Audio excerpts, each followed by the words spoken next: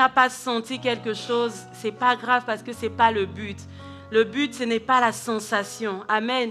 Ce n'est pas le frisson. Ce n'est pas que ça bouge. Ce n'est pas que la batterie bouge, fasse beaucoup de bruit. Ce qui est le plus important, c'est la présence de Dieu. Amen. C'est ce qui change l'atmosphère. Amen. Et c'est ce qui fait de ce rassemblement un rassemblement particulier. Amen. Il y a plusieurs endroits où les gens se rassemblent.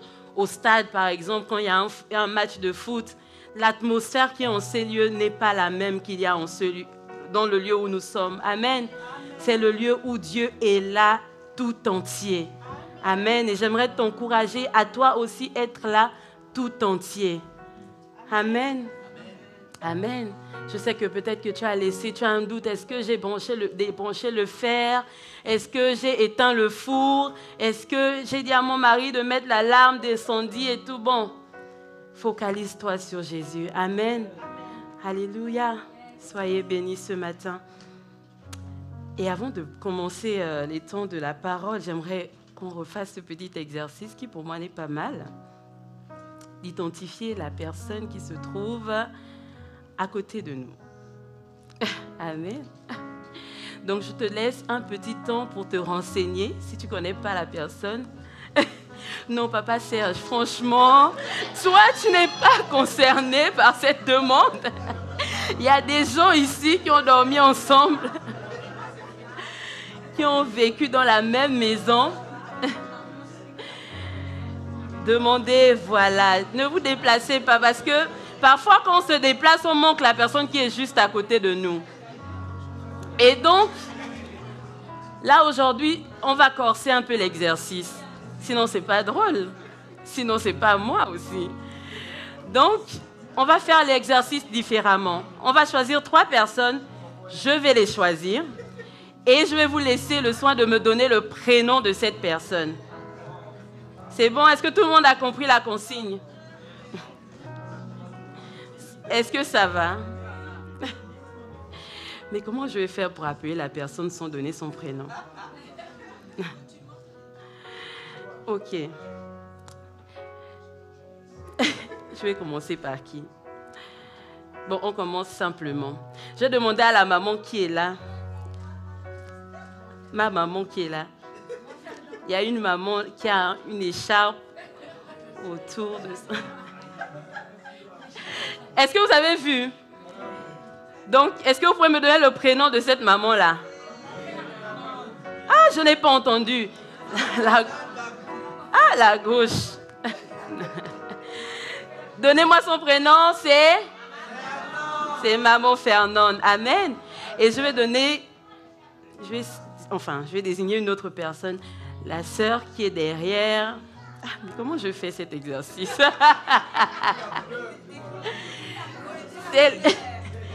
Oui, la sœur qui est derrière.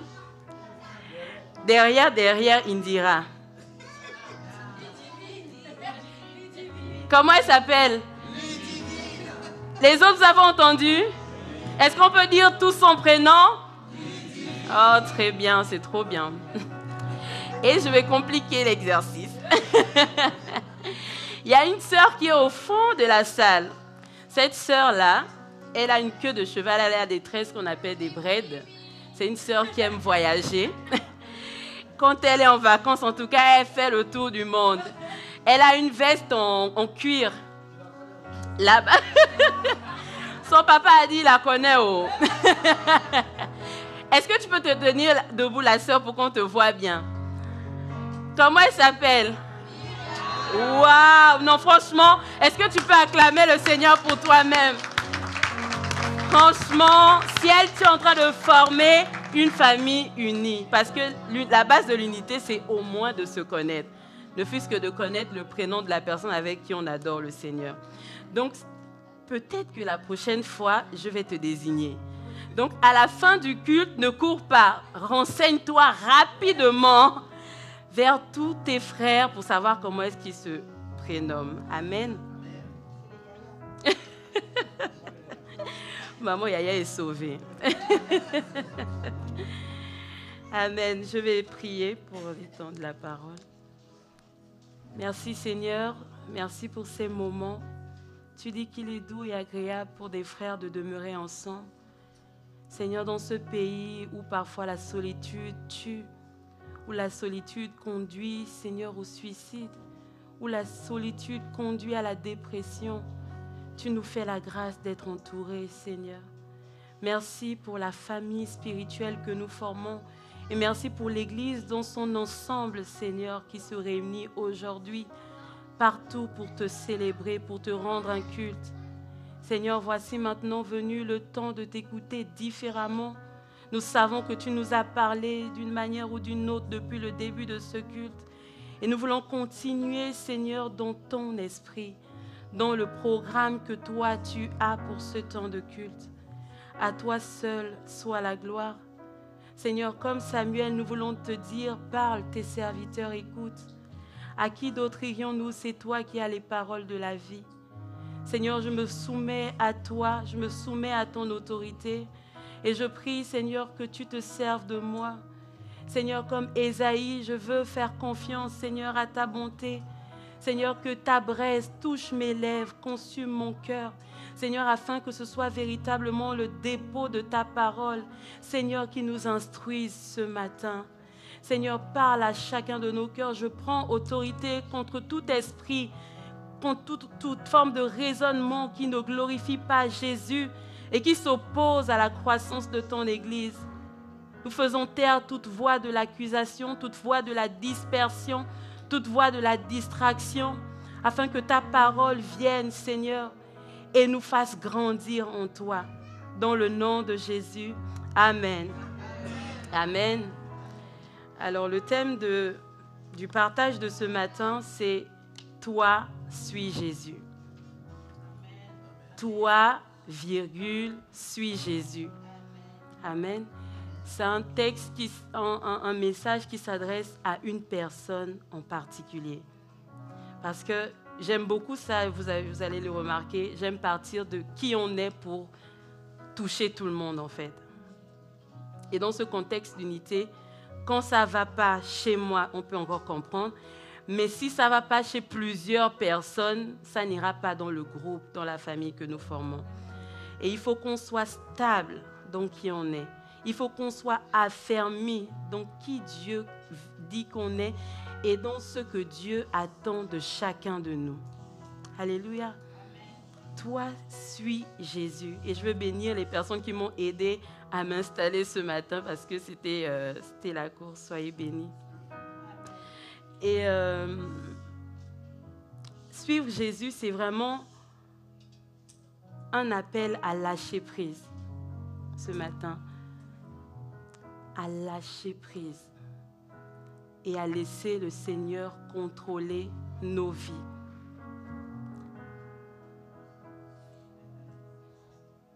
Et ce message ne s'adresse pas à toute la foule.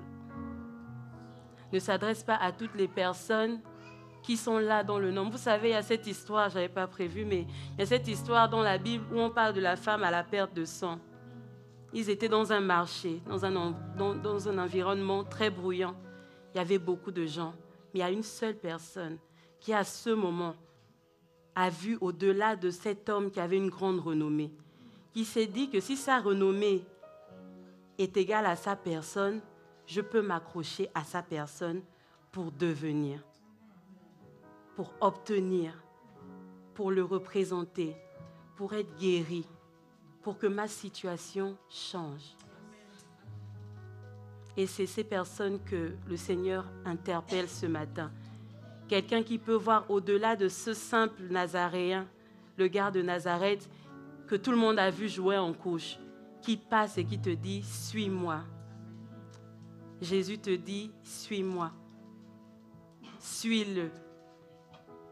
Plusieurs parmi nous, comme on a prêché la semaine dernière, on a parlé de l'identité en Christ. Et c'était très glorieux. Oui, je vaux le sang du Fils de Dieu. Et on aime bien ça. Parce que c'est notre identité nous révèle la position qu'on a et qu'on doit avoir. Sauf que il y a un prix à payer. Il y a un prix à payer. Et c'est à ça que le Seigneur nous appelle. Amen. Donc on aime tous être parfois dans les bonnes grâces de Dieu. On veut réclamer les bénédictions qui d'ailleurs nous sont déjà acquises. Mais on veut que tout s'active dans le temps qu'on veut, sans être prêt à laisser Jésus diriger. Sauf qu'à un certain niveau, à un certain moment de la marche, il faut bien plus qu'être un enfant de Dieu. Il faut bien plus qu'être l'enfant chéri de Dieu. Il faut bien plus qu'être l'enfant gâté de Dieu. Le fils du président qui prend la voiture du roi pour aller la casser. Alléluia. Et donc suivre Jésus, c'est se focaliser sur lui. Quand je viens à l'église, je viens rencontrer Jésus. Je viens, oui, je vois les frères, il y a la communion fraternelle. Mais ce qui donne du sens à la communion fraternelle, ce qui nous donne même le mot fraternel, c'est parce que nous appartenons à un même Père. Donc c'est la raison pour laquelle nous venons ici. Et donc, suivre suppose qu'on ait une relation avec cette personne-là. Et donc, notre capacité à suivre Jésus va déterminer aussi notre réel niveau de maturité. À quel niveau est-ce qu'on est dans notre croissance avec le Seigneur? Parce que si je prends un exemple, par exemple, avec les enfants, je vais comprendre le niveau de maturité de mon enfant quand il va être capable d'obéir sans que je n'ai à répéter 15 fois « mets tes chaussures ». Et il y a un texte dans la parole de Dieu qu'on cite beaucoup au mouvement des femmes, c'est que le Seigneur donne une parole et les messagères de bonnes nouvelles sont une armée nombreuse. Il y a une capacité à entendre et à intégrer la parole de Dieu, comme on a vu la semaine dernière, à intégrer les images que le Seigneur nous communique et à courir avec, sans brancher, sans résigner. Et donc, on voit ensemble que venir à l'église ne suffit pas. Parce qu'on peut être tous là rassemblés et être venus peut-être pour voir maman Béa ou maman Fernande, parce qu'on ne sait jamais, elle peut nous faire un riz rouge. Amen. Et ça va aussi au-delà de parler un langage chrétien. C'est ma sœur Olivia qui aime le dire, qu'il y a un langage qui est tellement convenable. C'est-à-dire que dès qu'on te parle, oui, par la grâce de Dieu, je suis le saint, je suis le oint. C'est-à-dire qu'il n'y a pas une phrase sans Dieu.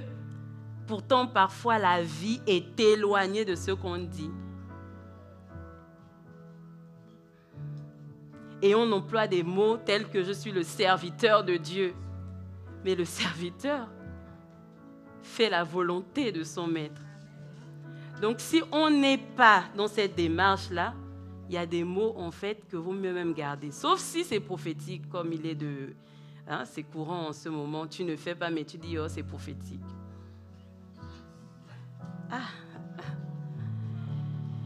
Parce que, qu'est-ce que la Bible dit? Que ce ne sont pas tous ceux qui me disent « Seigneur, Seigneur » qui entreront dans le royaume. Parce qu'ils ne le considèrent pas véritablement comme le maître et le Seigneur de leur vie. Seigneur, ça veut dire quoi? Ça veut dire propriétaire. Ça veut dire que c'est quelqu'un qui a un droit légal sur nous. Parce que c'est la vérité. On a dit la semaine dernière que quand on est de nouveau, notre ADN spirituel change. On a une nouvelle nature. On est défini selon celui qui nous a rachetés, en fait. Quand on te rachète, disons-nous la vérité. Tu appartiens. Parce qu'à cause du péché, on était esclaves. Et il fallait une monnaie d'échange de valeur suffisamment forte pour pouvoir nous racheter. Et comme on l'a dit, c'est le sang de Jésus qui l'a fait. C'est le sang de Jésus qui l'a fait. Donc, en fait, c'est vrai qu'on a été libérés du péché. On a été libérés de Satan. Satan, normalement, n'est plus censé avoir l'emprise sur nous. Mais il perd totalement cette emprise quand on décide d'appartenir à Jésus. Amen. Donc, en réalité, racheter là, racheter, c'est que tu es une propriété privée de quelqu'un. Tu ne t'appartiens plus à toi-même. Amen. Tu es marqué du sceau de quelqu'un. Tu n'es plus marqué du sceau de tes fautes parce que l'acte dont les ordonnances te condamnaient a été déchiré. Mais tu es marqué du sceau de quelqu'un. Et c'est en cela qu'on dit que Seigneur. Et c'est ce qu'on dit quand on reçoit Jésus. Je te reçois comme mon Sauveur et mon Seigneur. Est-ce qu'on pèse vraiment ces paroles? On veut le Sauveur. Dès que je n'arrive pas à payer mon loyer, Seigneur, sauve-moi, Seigneur, Seigneur, mets pas la honte sur moi. Mais quand il s'agit de marcher dans la sainteté, la même voix qui crie Seigneur, Seigneur, ne crie pas à Dieu, même ne fût-ce que pour demander l'aide du Saint-Esprit. Seigneur, tu sais que je suis faible, comment je vais faire? La chair a eu le dessus. Et encore une fois, c'est tellement facile de mettre la faute sur les autres. C'est tellement facile d'accuser les gens. Surtout quand tu es celui qui fait du n'importe quoi. C'est facile d'accuser quand on a tort. Et je pense que quelqu'un le disait, il n'y a personne qui fait mieux la comédie que celui qui se crée des problèmes. N'est-ce pas? Et c'est ça, il peut arriver qu'on soit dans le prophétique et qu'on ne connaisse pas Jésus ou qu'on ne soit même pas connu de lui. Parce que qu'est-ce qu'il dit? Il dit que les gens à qui lui disent Seigneur, Seigneur, au moment de rentrer, quand ils vont se retrouver bloqués, ils vont dire mais pourquoi tu ne veux pas qu'on rentre? N'avons-nous pas prophétisé en ton nom? Ce matin, on a dit ton nom est le plus grand. Est-ce qu'on pèse les paroles de ceux qu'on chante, les paroles que nous chantons? Quel est le poids et l'impact de ce nom dans nos vies? Quelle est la considération de ce nom dans nos vies? Quelle est la sainteté, la sanctification qu'on accorde à ce nom-là? Alléluia. On a chassé les démons. Moi-même, c'est la partie qui m'épuise. Comment on chasse les démons? Ça veut dire qu'ils ont ordonné aux démons de sortir. Les démons sont sortis des corps, en fait. Ou bien on comprend ça comment? Ils ont ordonné à des démons de sortir des corps. Les démons sont sortis. Et puis arrivé devant Jésus, dit que je ne vous connais pas. Oh!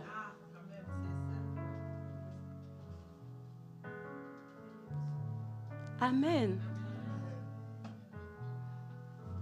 Est-ce que tu suis Jésus? En quel nom est-ce que tu prophétises? En quel nom est-ce que tu donnes des rêves? Oh, Dieu m'a dit, Dieu m'a montré, j'ai vu. Quel est ce nom? Parce qu'il y a l'esprit de divination aussi qui existe. N'est-ce pas quand Saül voulait parler à Samuel, il allait chercher quelqu'un qui invoquait les morts? Est-ce qu'il n'est pas sorti?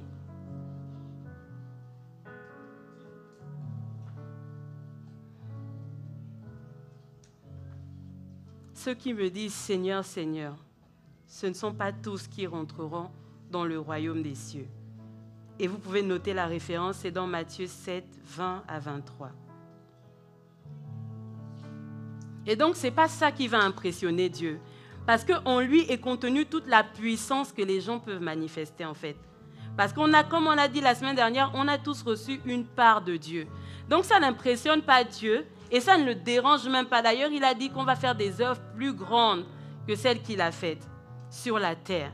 Donc, ça ne dérange pas, en fait, qu'il y ait quelqu'un qui manifeste de grands pouvoirs, une grande autorité. Mais ce qui va déterminer notre attachement à Dieu, ça ne va pas être ça. Ça ne va pas être tout ce qu'on montre. Ça ne va pas être tout ce qu'on voit. Ça ne va pas être tout ce qu'on peut crier quand on prie ensemble, les grandes prières. Ce n'est pas ça qui va impressionner Dieu. Suivre Jésus nécessite qu'on soit sur le même chemin que lui. C'est ça, suivre quelqu'un. C'est-à-dire qu'on marche sur un chemin, la personne est devant et moi, je suis derrière. C'est lui qui a le GPS et moi, je suis tranquillement. En fait, là, dit comme ça, il n'y a pas plus simple. Et pendant que je parle, je me rends compte que l'avantage avec ça, c'est qu'il précède même mes pas. Ça veut dire que s'il y avait un piège devant moi, il me montre comment est-ce que je peux avancer sans pourtant tomber dans ce piège-là. Donc, c'est tout à mon avantage de suivre le Seigneur. C'est lui qui dirige tout le temps et pas qu'un peu en fait. Pas quand on veut, pas quand on ne veut pas, tout le temps. C'est pas oui, Seigneur, tu vois, j'ai rencontré Gasparien à mon travail.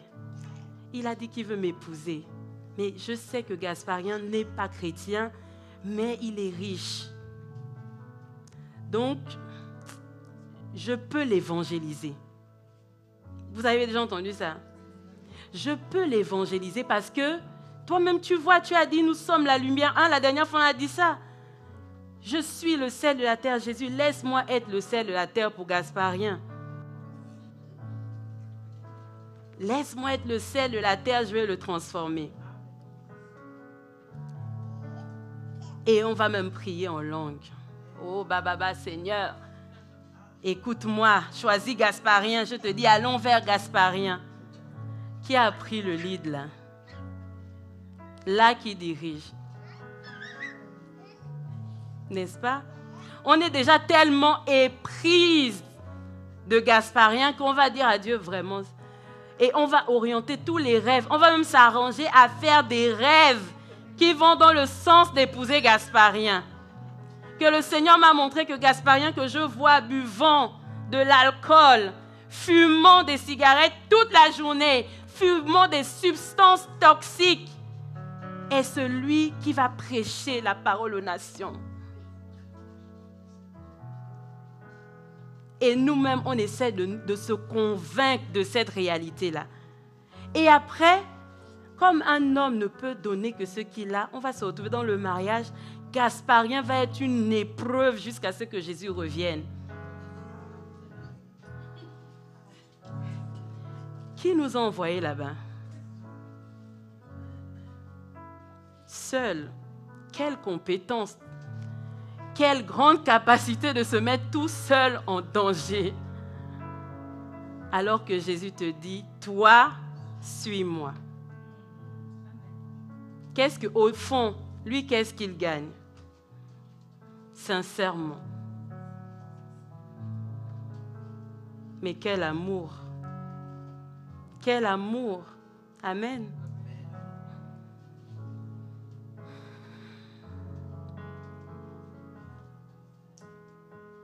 Alléluia.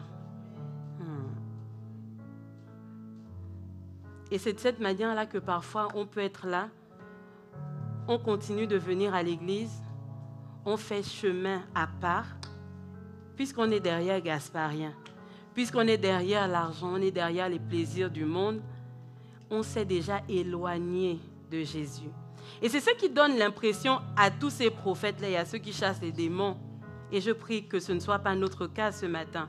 Parce que c'est très facile de dire que ce sont eux et pas moi. Amen. Parce qu'on est toujours sûr que, en tout cas, si c'est pour faire du bien, là, je ne suis pas mal. Mais Dieu est celui qui nous évalue ce matin. Il prend la copie comme ça, il coche là, -1, là, +1, ici, 0.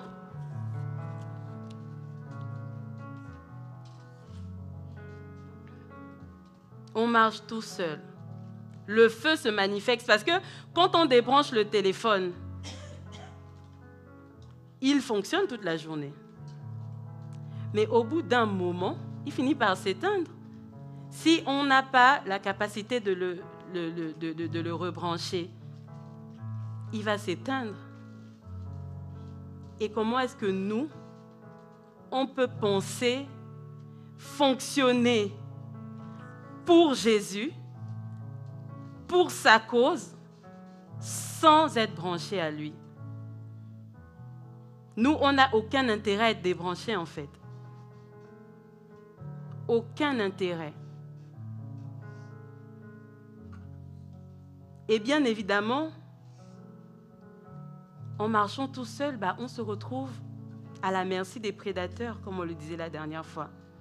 Parce que non seulement on tâtonne dans notre identité, mais également, on n'est pas là où on doit être. C'est-à-dire que s'il y a un niveau qui vacille, reste au moins là sur celui qui peut t'avancer et t'emmener quelque part. Mais toi, tu n'as rien. Tu doutes de tout, tu es fragile, mais tu veux continuer d'avancer tout seul.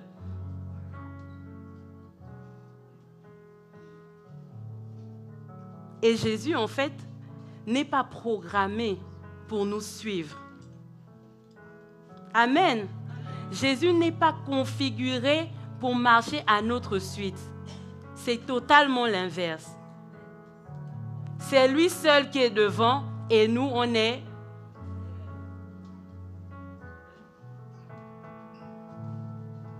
Il est le bon berger. C'est lui-même il a dit de lui qu'il est le bon berger. Alléluia. Et on va prendre le psaume 23. On va commencer à lire psaume 23. On va lire les 3 premiers chapitres.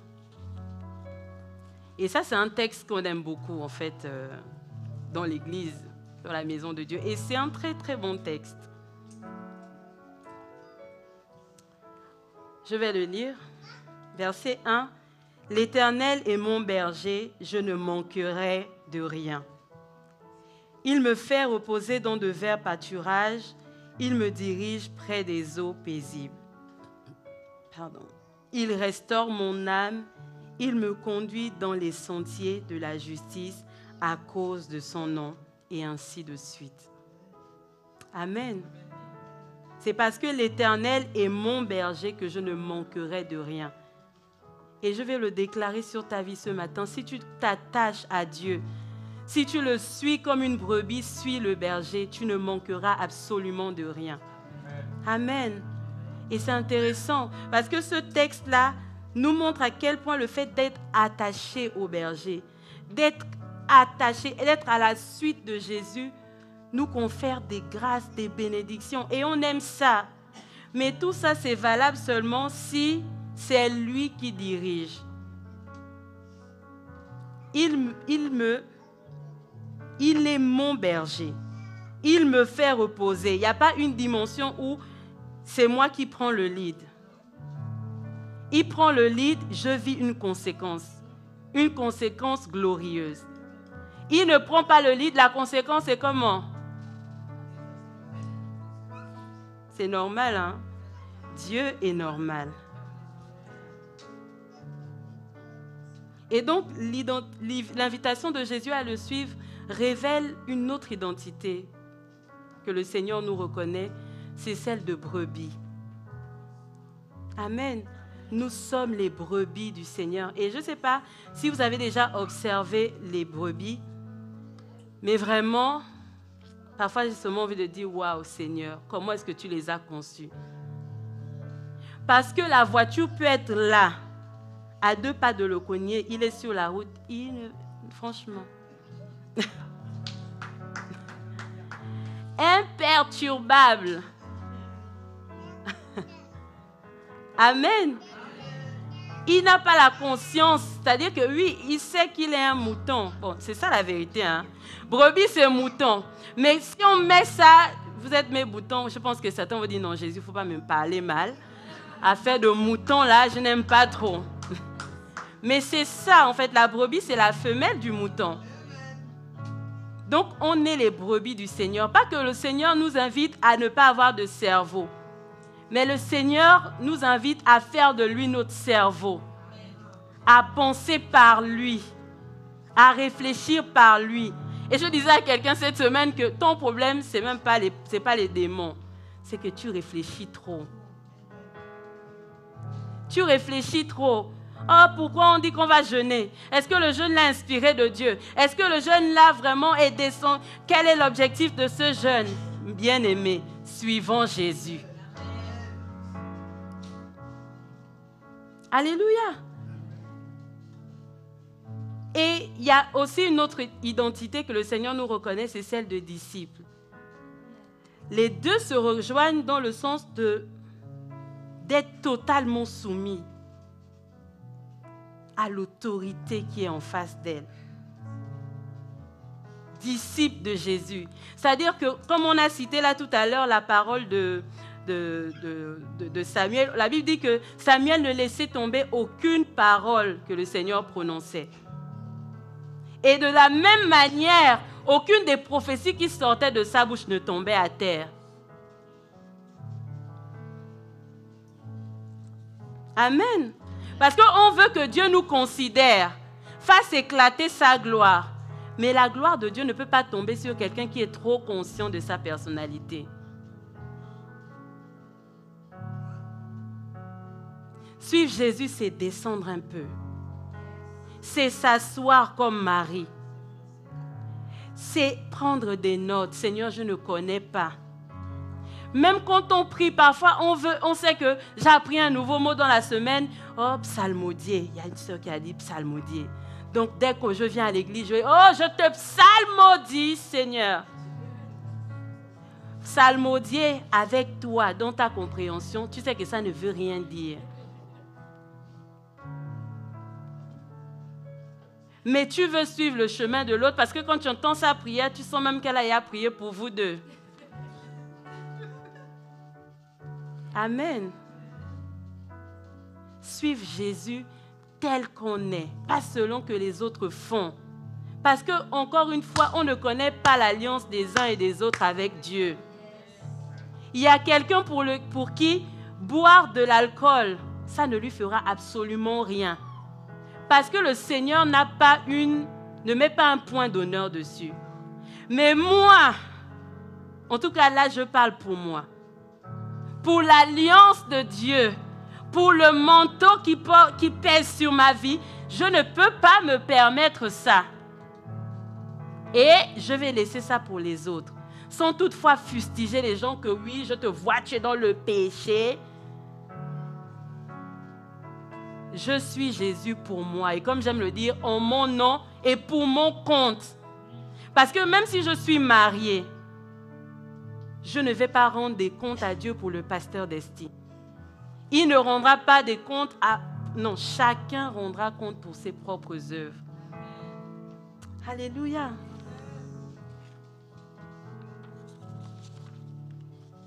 Et pour moi, on va voir deux exemples, en fait, qui vont nous... Deux cas, voilà, deux exemples dans la Bible, qui vont nous aider au mieux à comprendre cette pensée-là. Et le premier cas, nous le trouvons dans Jean 21, à partir du verset 15.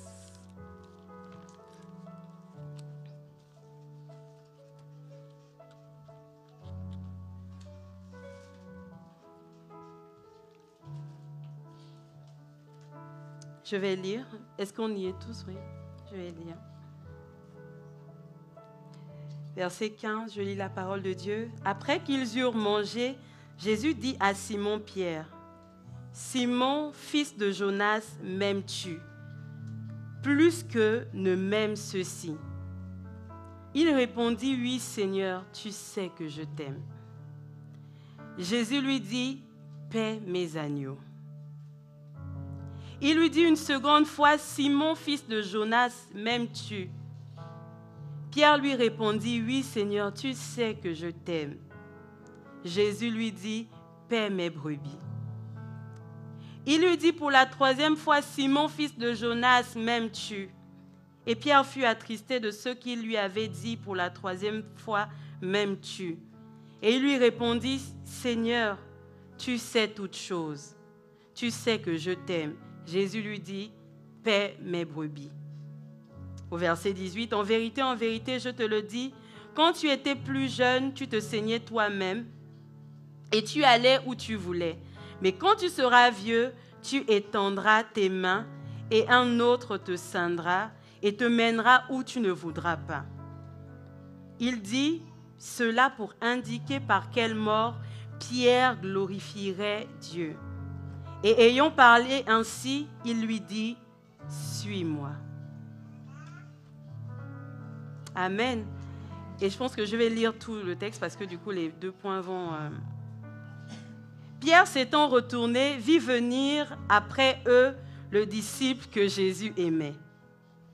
Celui qui, pendant le souper, s'était penché sur la poitrine de Jésus et avait dit, « Seigneur, qui est celui qui te livre ?» Et vous pouvez retrouver cette histoire dans Jean 13. Amen, pour ceux qui notent. En le voyant, Pierre dit à Jésus, « Et celui-ci, Seigneur, que lui arrivera-t-il » Jésus lui dit, « Si je veux qu'il demeure jusqu'à ce que je vienne, que t'importe, toi, suis-moi. » Amen. Là-dessus, le bruit courut parmi les frères que ce disciple ne mourrait point. Cependant, Jésus n'avait pas dit ça haut. Mais si je veux qu'il demeure jusqu'à ce que je vienne, que t'importe.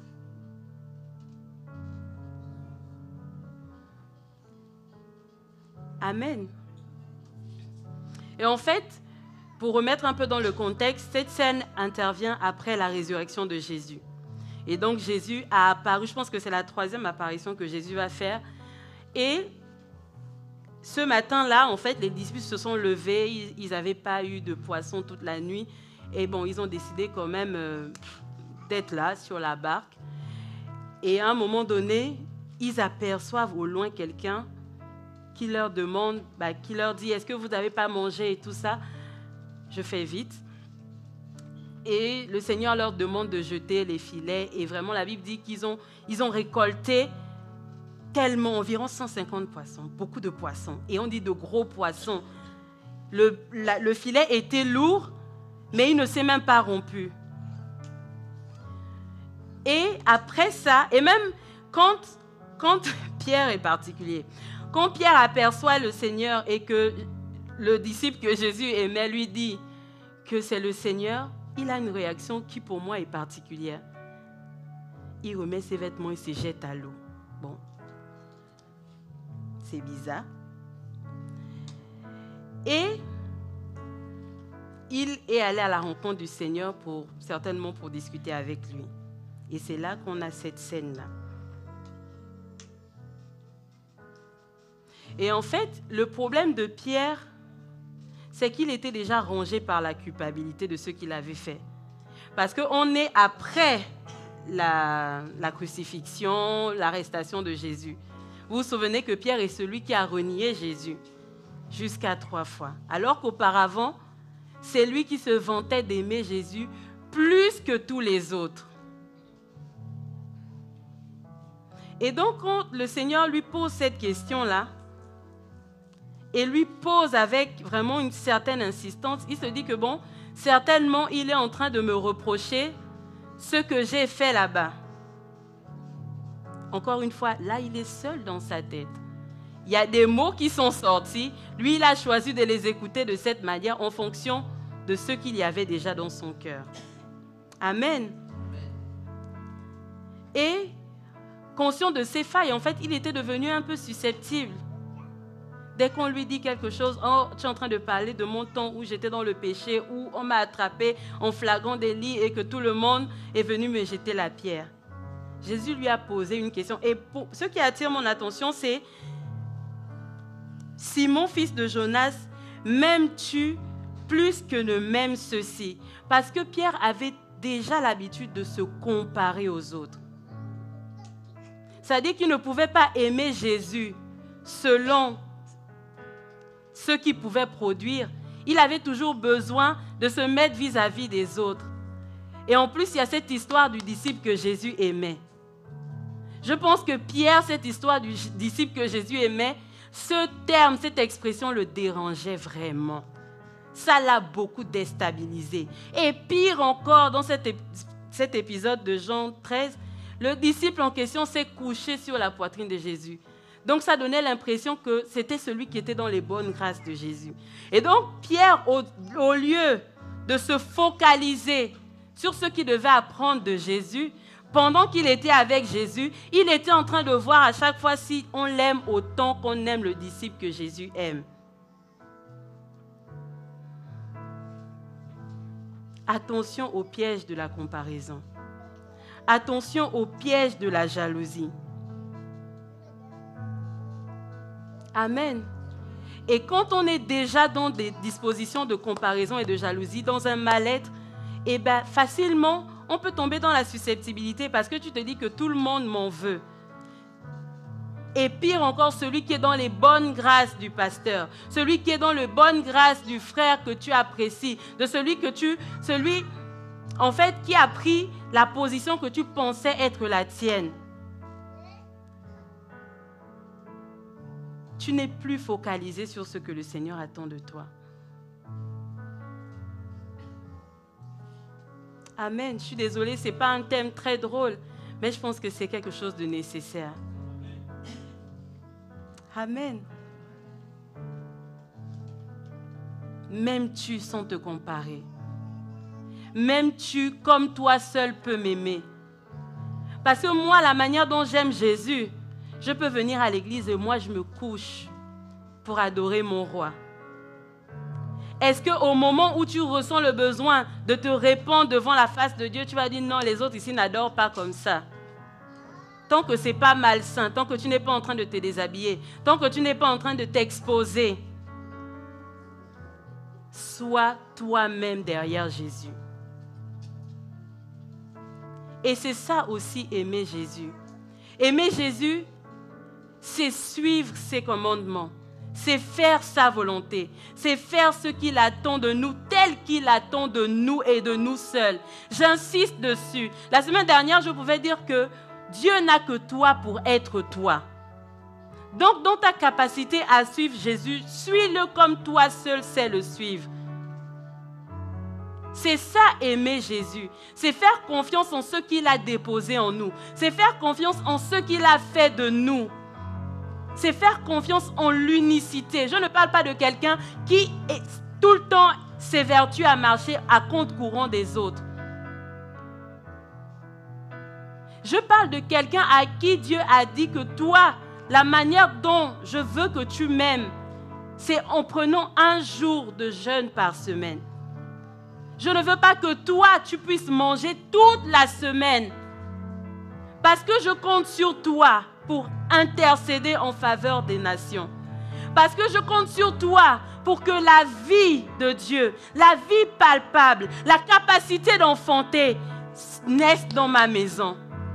Il y a des personnes qui aujourd'hui ne peuvent pas enfanter parce que tu veux faire comme tout le monde. Il y a des personnes qui ne peuvent pas marcher parce que tu veux faire comme tout le monde. Tu n'es pas là où Dieu t'appelle et tu veux aussi... Et en fait, le fait de ne pas être là où Dieu t'appelle fait en sorte que tu es dans un autre canal. Et comme tu es un agent incompatible à ce canal, tu bouches l'accès. Tu bouches l'accès. La fluidité de la vie de Dieu ne coule pas. Parce que tu n'es pas à ton poste. Parce que tu n'aimes pas comme toi seul devrais aimer. Et le Seigneur te le dit ce matin.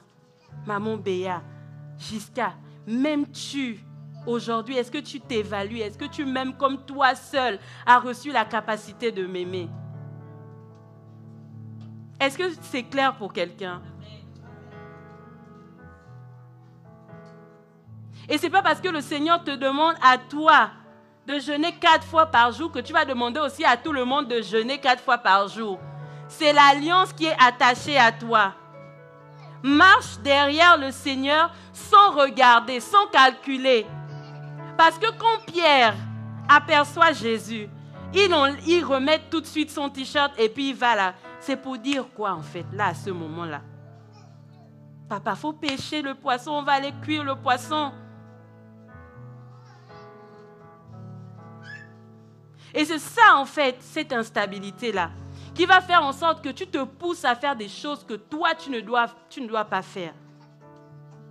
Et les dégâts, parfois, on ne les mesure pas, en fait.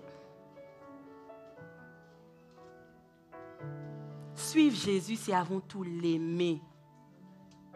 Et là, je ne vais pas parler de sentiments, des choses, parce que parfois, on aime trop ça, faire pitié, se victimiser. Je suis désolée, il faut que je le dise.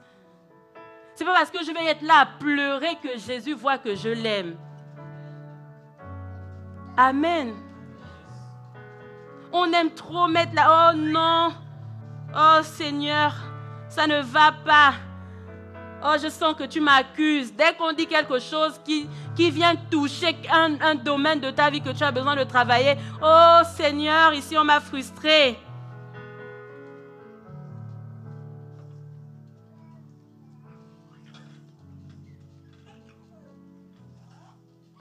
Pourquoi? Parce que la mission que Pierre a reçue du Seigneur, malgré ses failles, c'est d'être le berger de son troupeau.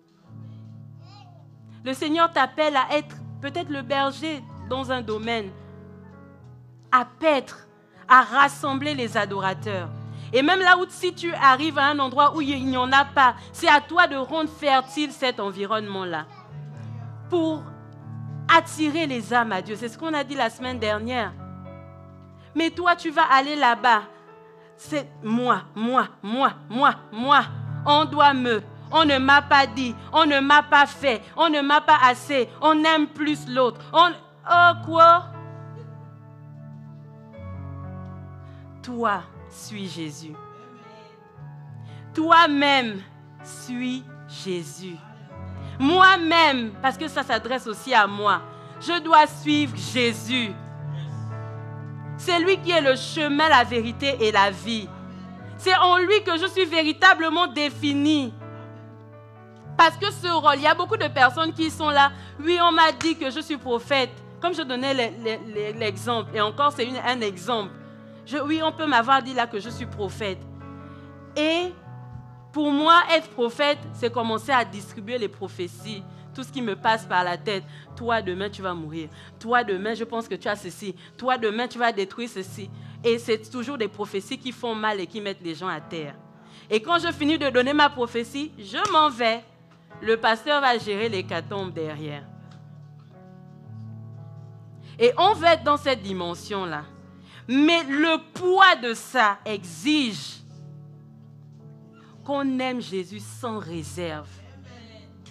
Qu'on aime Jésus sans limite.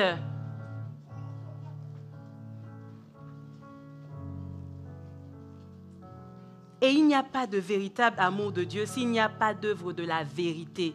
C'est-à-dire que l'amour qu'on porte à Dieu se manifeste, se voit. Comme j'ai dit, Dieu est là, il est en train de noter.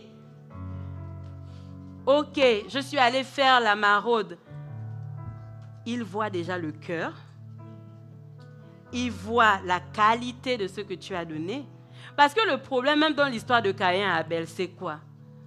C'est que Caïn, il a terminé de prendre pour lui ce qui était bien. Et puis ce qu'il voit que Dieu il peut faire avec quoi? C'est ça, il prend, il va donner à Dieu. Du coup, il a quand même donné. On est quand même allé à la maraude. On a quand même payé, j'espère, les denrées alimentaires pour la distribution. Mais, quelle est la qualité de cette offrande par rapport à l'offrande première que je suis? Dieu ne voit pas la taille de ce que tu vas donner, mais Dieu voit la taille de qui tu es à l'intérieur de toi et de ta capacité à te soumettre à lui. Et le disciple, suivre Jésus, va nécessiter de se focaliser uniquement sur lui. Amen. Se focaliser. Ne regarder qu'à lui. C'est là où il a dit que t'importe. Que t'importe. Oui, la sœur bénie dit qu'elle aime Jésus, non? Mais elle vient à l'heure qu'elle veut. Moi aussi, je veux venir. Parce que quand elle vient à son heure, Dieu la bénit. Ou la sœur Henrietta, elle ne donne pas son offrande, non. Moi aussi, je peux faire comme elle. Amen. Ou bien quand je suis venue la servir, je sens que le côté là, la droite, vous m'avez mal regardé. Et peut-être que c'est mieux que je quitte l'église. Jésus te dit ce matin, que t'importe? Que t'importe? Que t'importe? Oui, on va ternir ma réputation. Maman, papa, que t'importe? Je suis allée récemment à mon pays pour enterrer ma sœur. Ma sœur avait investi, vraiment cette femme-là, une femme organisée. Quand elle est décédée, on s'est rendu compte de tout ce qu'elle avait en fait dans sa maison. Quand maman allait vérifier, allait vider sa maison pour rendre les clés de l'appartement, elle était juste émerveillée en fait. Une femme organisée, les comptes bien gérés, l'argent dans les comptes bien organisés. Mais aujourd'hui, c'est resté, n'est-ce pas?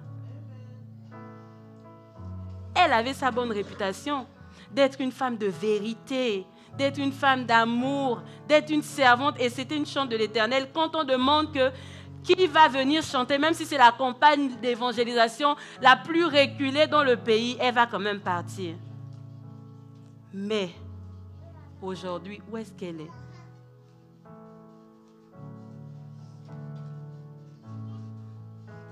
Sur quoi est-ce qu'on va s'appuyer pour ne pas faire ce que le Seigneur attend de nous, pour ne pas être là où le Seigneur nous veut?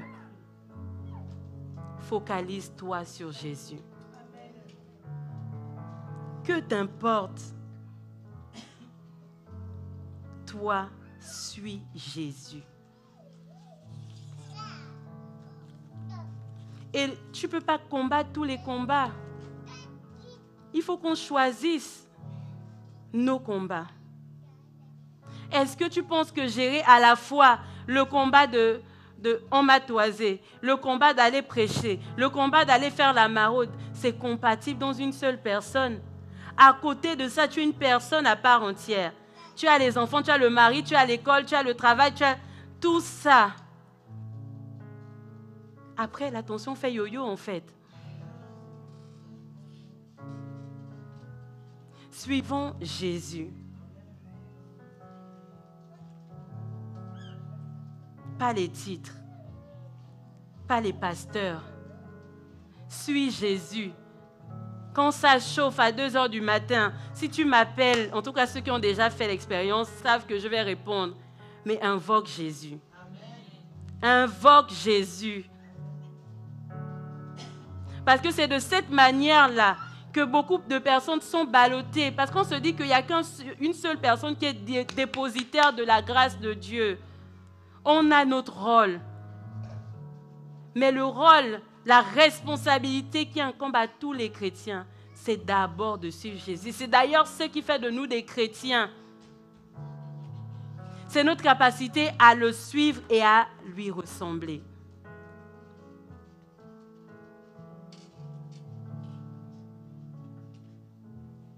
Alléluia.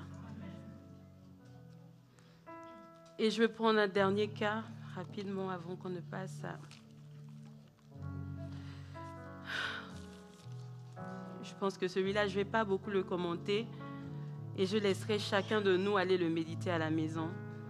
Dans 3 Jean, le texte qui conduit justement ce dernier trimestre, je vais lire juste des versets 9 à 11. J'ai écrit quelques mots à l'église, mais Diotrephe, qui aime à être le premier parmi eux, ne nous reçoit point.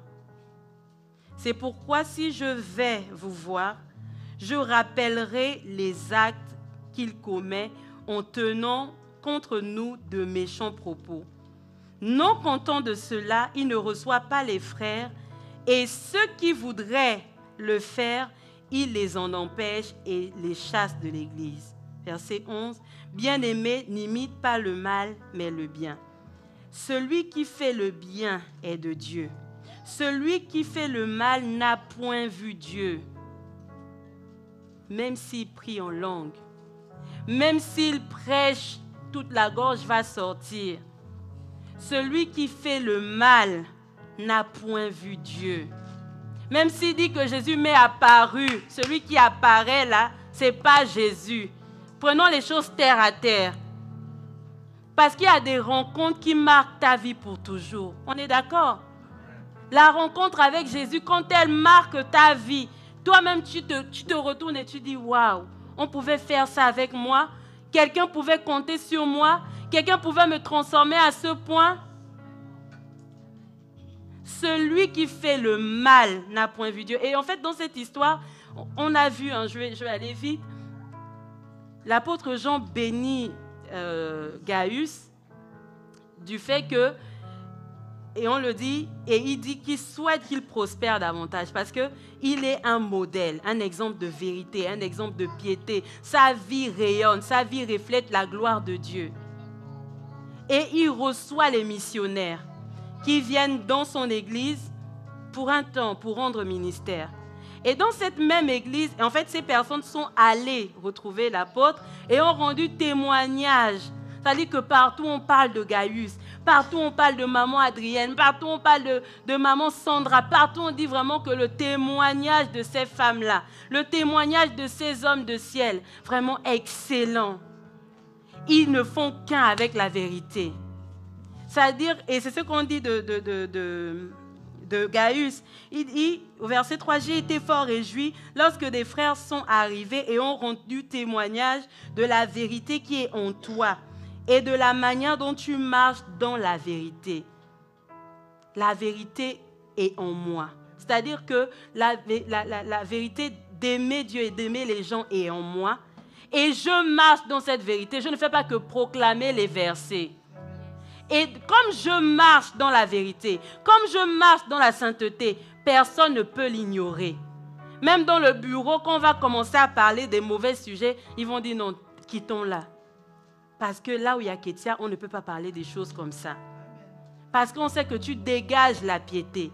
Tu dégages la vérité. Pas la vérité dans le sens légaliste que moi je vais te dire mes 4 vérités qui t'a détruit le cœur. C'est un accord entre ce que je dis encore une fois et ce que je suis. Et ce qu'on voit. Encore une fois, il s'agit de vitrine.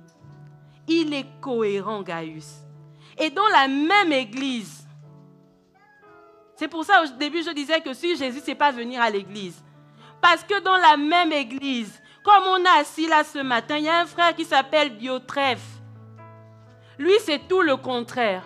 Pendant que Gaius s'évertue à être accueillant, il s'évertue à recevoir, à manifester l'amour. Lui, il s'évertue à bloquer tous ceux qui essaient de faire le bien. La Bible dit que Diotrephe aime à être le premier parmi tous. Ça dit que quelqu'un, c'est le genre là, dès qu'il arrive, il parle à haute voix. Jésus a dit, le Saint-Esprit a dit, mais ce que tu produis comme œuvre est totalement contraire à ce que tu dis.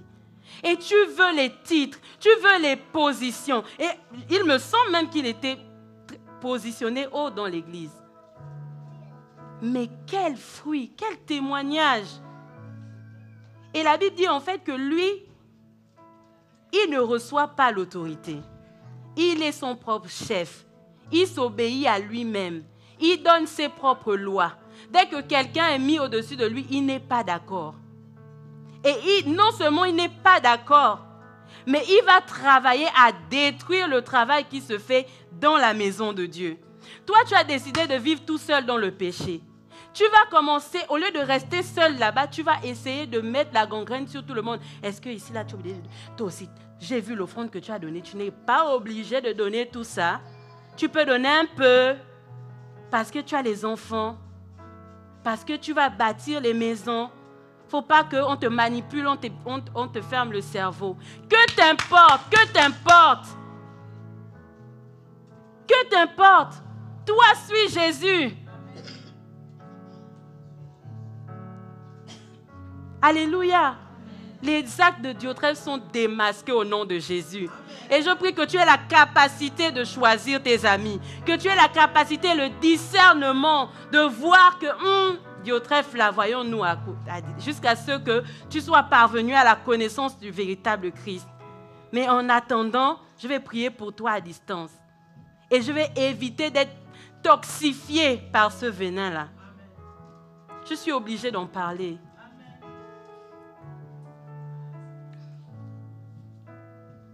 Orgueilleux, il veut être le premier.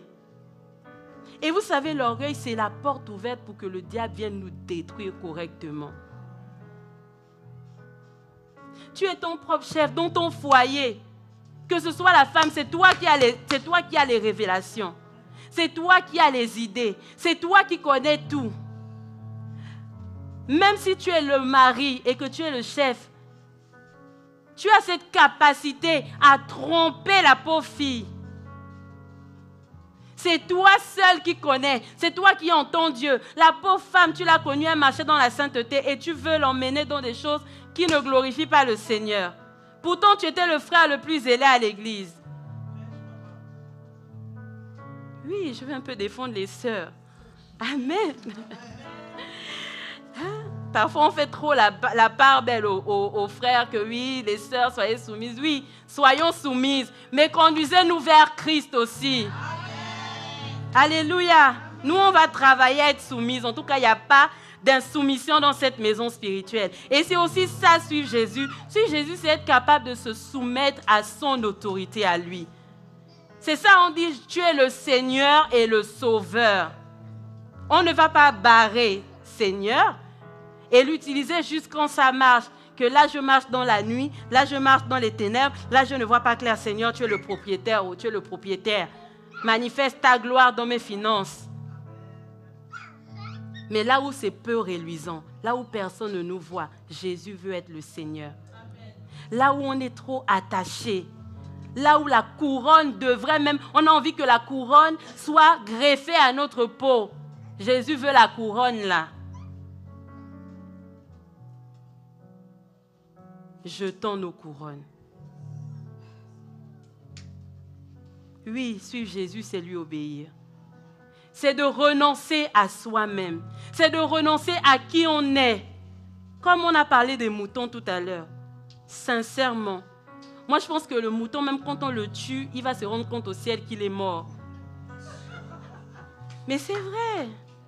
Il n'est pas conscient de qui il est. Là où on le conduit, on le conduit. Si le berger n'est pas bon, il le conduit dans des pâturages qui sont secs, eh bien, il va quand même y aller.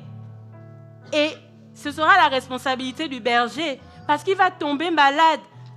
Et si vous faites des études, en fait, vous allez voir qu'il y a une qualité d'herbe qui convient à l'organisme des moutons, des brebis en fait. Si on les conduit n'importe où, ils peuvent tomber malades. Et vous pensez que Jésus peut vous conduire dans un endroit qui va vous rendre malade? On a dit, il me conduit dans de verts pâturages. Il a toujours la localisation du vert pâturage. Il a toujours l'information que là-bas c'est bon. Il y a la nourriture qui convient à mon peuple. Alléluia. Oui, suivre Jésus, c'est accepter sa croix, c'est accepter son brisement. Et vous savez, il y a une parole que le pasteur Cyril me dit toujours, et je vais vous la dire aujourd'hui avant de terminer.